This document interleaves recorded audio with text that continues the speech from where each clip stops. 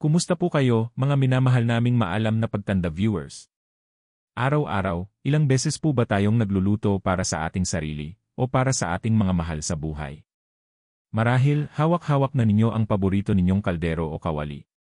Pero alam niyo po ba na sa bawat pagluluto, ang inyong mga gamit sa kusina ay maaaring nagtatago ng isang seryosong panganib sa inyong kalusugan, lalo na kung lampas na kayo sa edad na 65? Opo, tama po ang narinig ninyo. Ang kukware na akala ninyo ay ligtas ay maaaring naglalabas ng mga kemikal na unti-unting nakakasama sa inyong katawan. Habang tayo ay tumatanda, mas nagiging sensitibo ang ating sistema at mas mahirap nang tanggalin ng ating katawan ang mga nakalalasong sangkap. Ang patuloy na paggamit ng maling klase ng cookware ay maaaring magdulot ng mga problema sa thyroid, atay, at kahit na makaapekto sa ating isip, mas delikado pagtanda. Hindi po ito isang takutan, kundi isang mahalagang babala at paalala para sa inyong kapakanan. Mahalaga na malaman niyo kung alin ang mga dapat iwasan at kung ano ang mas ligtas na alternatibo. Manatili po kayo hanggang dulo ng videong ito dahil ibubunyag natin ang dalawang klase ng kukware na dapat ninyong bantayan, ipapaliwanag kung bakit ito nakakasama, at bibigyan kayo ng praktikal at abot-kayang solusyon para sa mas malusog na pagluluto para sa inyo at sa inyong pamilya. Ang kalusugan po ninyo ang aming prioridad. At bago po tayo magpatuloy, kung ngayon pa lang po kayo napadpad sa ating channel, Maalam na Pagtanda, ay mangyaring mag-subscribe na po kayo at ay click ang notification bell para lagi kayong updated sa ating mga susunod pang mahalagang payo. Ang bawat impormasyon dito ay dinisenyo para sa inyong kapakinabangan, para magkaroon kayo ng mas masaya at mas malusog na pagtanda. Maaari nyo rin pong i-share ang video na ito sa inyong mga kaibigan, kapamilya, o kakilala na sa tingin nyo ay makikinabang din sa ating talakayan. Hindi po natin alam kung sino ang ating matutulungan sa pagbabahagi ng kaalamang ito. At syempre po, para mas makilala pa natin ang isa't isa, i-comment naman po ninyo sa ibaba kung taga saan po kayo nanonood sa Pilipinas o saang panig ng mundo. Nais po naming marinig mula sa inyo.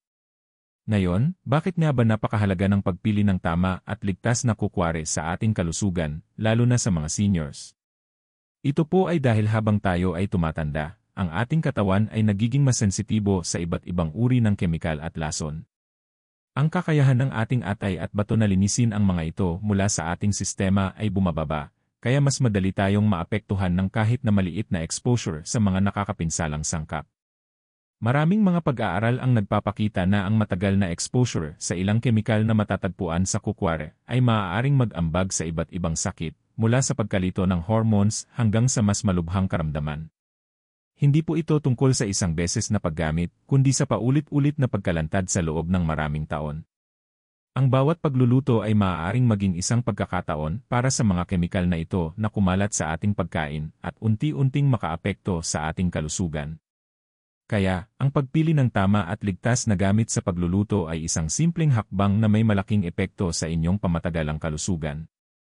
Sa video na ito, ibubunyag natin ang dalawang klase ng kukware na dapat ninyong iwasan, ipapaliwanag kung bakit talaga ito nakakasama lalo na kung lampas na kayo sa edad 65 at bibigyan kayo ng mas ligtas at masustansyang alternatibo.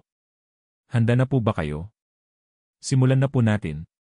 Una, ang lihim na panganib ng non-stick cookware, lalo na ang may Teflon.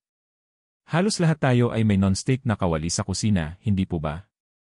Madalas itong gamitin dahil madali itong linisin at hindi dumidikit ang pagkain. Pero alam niyo po ba na ang popular na non-stick coating na tinatawag na Teflon, na isang uri ng polytetrafluoroethylene, ay maaaring maging sanhi ng seryosong problema sa kalusugan, lalo na kapag nag-init ito ng sobra. Ang polytetrafluoroethylene ay kabilang sa isang malaking pamilya ng mga kemikal na tinatawag na per- and polyfluoroalkyl substances. Nakilala rin bilang forever chemical dahil napakatagal bago sila tuluyang mawala sa ating katawan at sa kapaligiran. Sa napakataas na temperatura, mga 260 degrees Celsius pataas, na madalas mangyari kapag naiwan ang kawali sa apoy o kapag nagluluto tayo ng mataas ang init tulad ng pagpiprito, ang coating ng Teflon ay maaaring maglabas ng nakakalason na usok. Ang usok na ito ay maaaring magdulot ng flu-like symptoms na tinatawag na Teflon flu o polymer fume fever. Pero ang mas nakakabahala, lalo na sa mga senior, ay ang pangmatagalang epekto ng paulit-ulit na exposure sa mga kemikal na ito. Ayon sa mga pag-aaral, ang matagal na exposure sa per- and polyfluoroalkyl substances ay iniugnay sa ilang seryosong kondisyon sa kalusugan. Kabilang dito ang pagtaas ng panganib ng ilang uri ng cancer, tulad ng kidney at testicular cancer. Nagdudulot din ito ng mga problema sa thyroid gland na napakahalaga sa regulasyon ng ating metabolismo at hormones. Sa mga senior, ang dysfunction ng thyroid ay maaaring magpalala ng pagkapagod, pagbigat ng timbang, at mga issue sa puso. Bukod dito, naugnay din ang per- and polyfluoroalkyl substances sa liver damage o pinsala sa atay, mataas na kolesterol, at maaaring makaapekto sa ating immune system na nagpapahirap sa katawan na labanan ang mga impeksyon, isang malaking alalahanin para sa mga mas matatanda. Para sa mga senior na tulad natin, ang panganib ay mas malaki dahil mas matagal na tayong nabuhay at mas matagal na rin tayong na-expose sa iba't ibang kemikal. Ang ating katawan ay maaaring hindi na kasing lakas upang epektibong tanggalin ang mga toxins na ito, kaya mas nag-ipon sila sa ating sistema.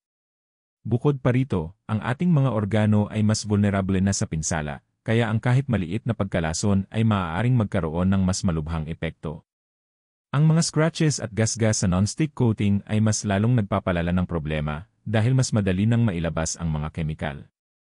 Kapag nakita ninyong gasgas na ang inyong non-stick na kawali, panahon na po itong palitan.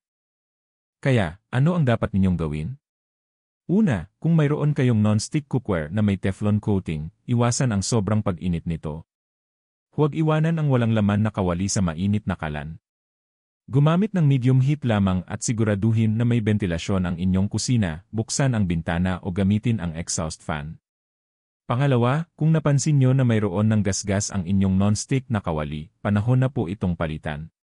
Ang mga gasgas ay nagbibigay daan sa pagkalabas ng mga nakakapinsalang kemikal sa inyong pagkain. Pangatlo, at ito ang pinakamahalaga, isaalang-alang ang paglipat sa mas ligtas na alternatibo.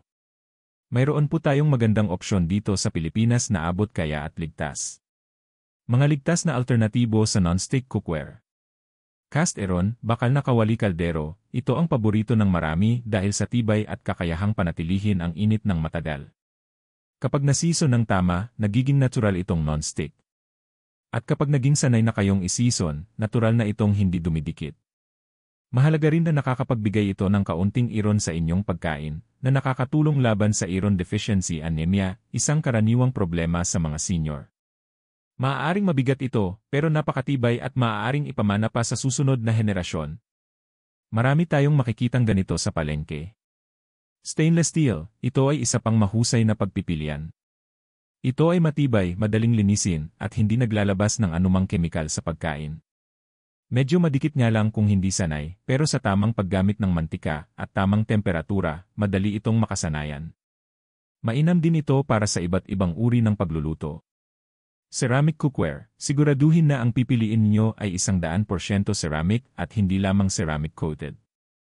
Ang tunay na ceramic ay gawa sa natural na materyales at ligtas gamitin. Marami na ring available na ceramic cookware sa mga supermarket at online. Ito ay natural na non-stick at madaling gamitin. Glass cookware, para sa pagluluto sa oven o pag-imbak ng pagkain, ang salamin o glass cookware ay isang napakaligtas na opsyon. Hindi ito naglalabas ng anumang kemikal at madaling linisin. Ang paggawa ng maliit na pagbabagong ito ay malaki ang maitutulong sa pagprotekta sa inyong thyroid, atay, at sa pagpapalakas ng inyong immune system. Ito po ay isang investment sa inyong kalusugan. Ikalawa, ang matagal ng kaibigan na panganib, ang aluminum cookware. Ngayon naman, dumako tayo sa isa pang uri ng cookware na napakapopular sa ating mga Pinoy dahil sa abot kayang presyo at magaan nitong bigat, ang aluminum cookware.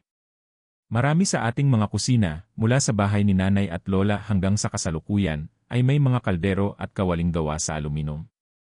Ngunit tulad ng Teflon, ang aluminum ay mayroon ding potensyal na panganib, lalo na para sa ating mga senior.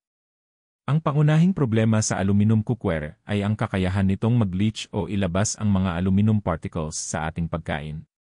Nangyayari ito lalo na kapag nagluluto tayo ng mga pagkaing may mataas na acidity, tulad ng adobo, sinigang, kamatis, suka, at iba pang maasim na sangkap.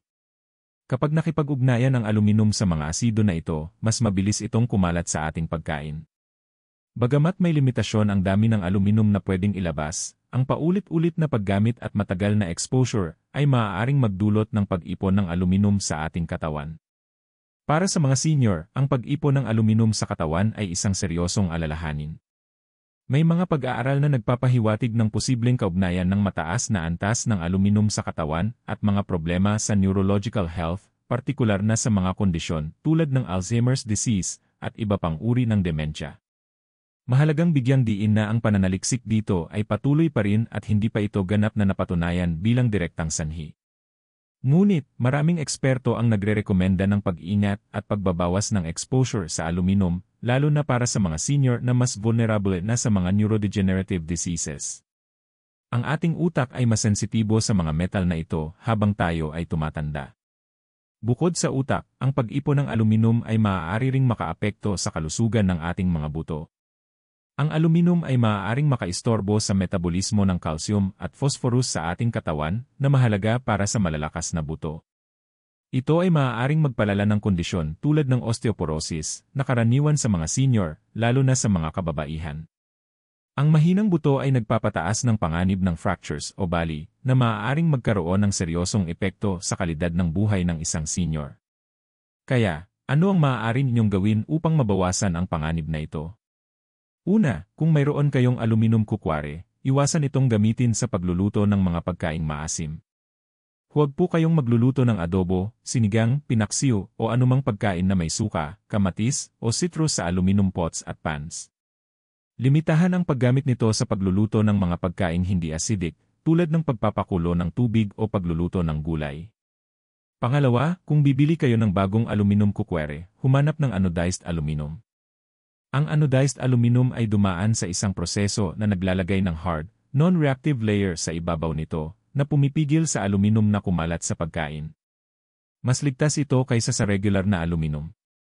Ito ay karaniwan ng tinatawag na hard anodized sa mga packaging. Pangatlo, at ito ang pinakamainam na solusyon, mag-shift sa mas ligtas na alternatibo na walang panganib na pagkalat ng aluminum. Mga ligtas na alternatibo sa aluminum cookware. Stainless steel. Muli, ang stainless steel ay isa sa pinakamahusay na pagpipilian. Hindi ito nagre-react sa mga pagkain, matibay at madaling linisin. Mainam ito para sa lahat ng uri ng pagluluto, kasama na ang mga pagkaing maasim. Glass cookware. Para sa pagbibake o pagluluto ng mga casserole sa oven, ang glass dishes ay perpekto. Hindi ito naglalabas ng anumang kemikal at hindi rin ito nagre-react sa anumang pagkain. Ceramic cookware. Tunay na ceramic, tulad ng nabanggit kanina, ang 100% ceramic cookware ay isa ring ligtas na alternatibo. Enamel-coated cast iron. Ang cast iron na may enamel coating ay isa ring magandang opsyon. Ang enamel coating ay nagbibigay ng non-reactive surface na pumipigil sa iron na kumalat sa pagkain, maliban kung may chips na ang coating, at nagiging mas madaling linisin. Mahalaga ring tingnan kung may chips o basag na ang enamel coating. Ang pag-iwas sa aluminum exposure ay isang hakbang na makakatulong sa pagprotekta ng inyong utak at buto. Ang pagpili ng tama at ligtas na kukware ay isa sa pinakamadaling paraan upang mapangalagaan ang inyong kalusugan habang kayo ay tumatanda. Upang ibuod ang ating tinalakay ngayon, dalawang klase ng kukware ang ating binigyan ng babala para sa inyong kalusugan, lalo na kung lampas na kayo sa 65. Una, ang non-stick cookware na may Teflon o polytetrafluoroethylene coating na naglalabas ng nakalalasong usok at chemical na per- and polyfluoroalkyl substances kapag sobrang uminit o nagasgas. Ito ay naugnay sa panganib ng cancer, problema sa thyroid, pinsala sa atay, at paghina ng immune system. Pangalawa, ang aluminum cookware na maaaring maglabas ng aluminum sa inyong pagkain, lalo na kung nagluluto ng maasim, at may posibleng kaugnayan sa neurological issues at paghina ng buto.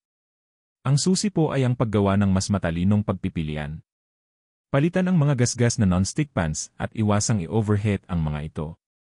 Para sa aluminum, iwasan itong gamitin sa maasim na pagkain at isaalang-alang ang paglipat sa mas ligtas na alternatibo. Ang mga alternatibong tulad ng cast iron, stainless steel, ceramic, at glass cookware ay mas ligtas at matibay na investment para sa inyong pangmatagalang kalusugan. Tandaan, hindi ito tungkol sa pagmamadali na palitan ng lahat, kundi ang pagiging maalam at dahan-dahang paggawa ng mga pagbabago sa inyong kusina para sa mas malusog na pamumuhay. Kung nakatulong sa inyo ang video na ito at marami kayong natutunan, mangyaring i-like at i-share.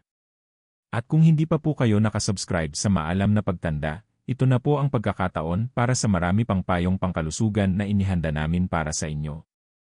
I-click na po ang subscribe button at ang notification bell. Ano pa po kayang mga paksa sa kalusugan ang gusto ninyong talakayin natin sa susunod? Ipaalam sa amin sa comment sa ibaba. Ang maliliit na hakbang araw-araw ay malaki ang maitutulong sa inyong paglalakbay tungo sa mas malusog at mas masiglang pagtanda. Manatili po kayong ligtas, malusog at maalam. Hanggang sa susunod na ating paghaharap.